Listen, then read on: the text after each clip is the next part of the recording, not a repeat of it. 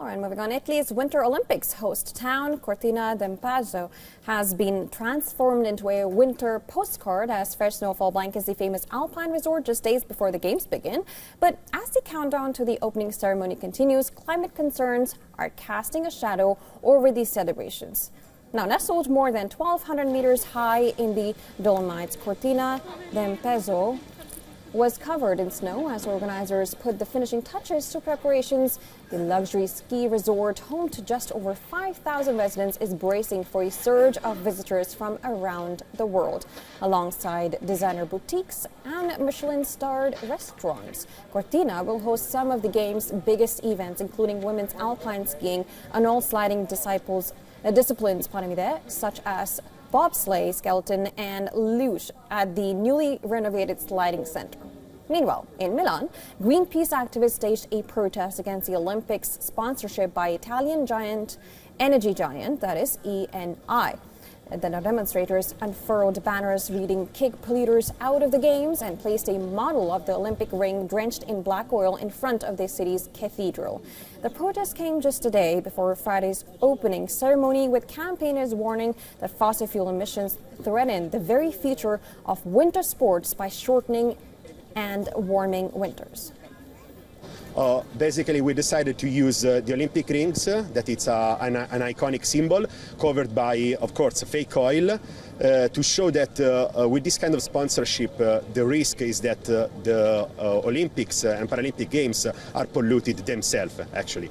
Eni is one of the major oil and gas companies, so that's the reason we have oil on the rings.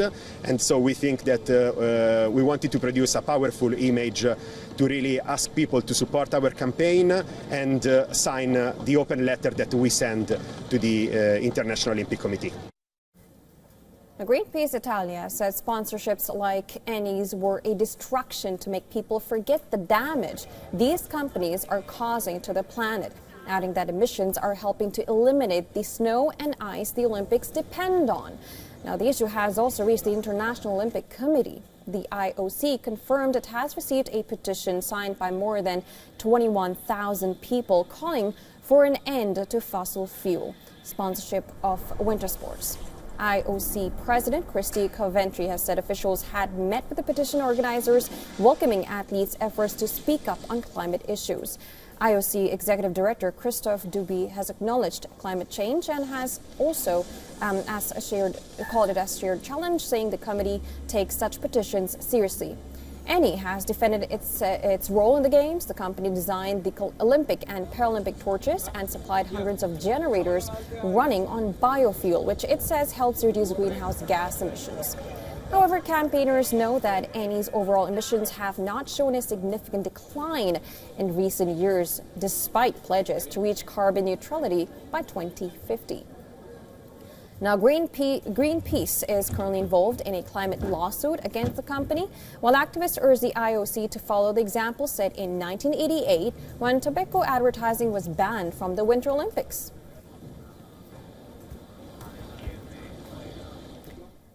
And of course, this comes while researchers warn climate change can dramatically shrink the list of locations capable of hosting such future winter games, raising questions about how long snow-covered stages like Cortina can remain part of Olympic history.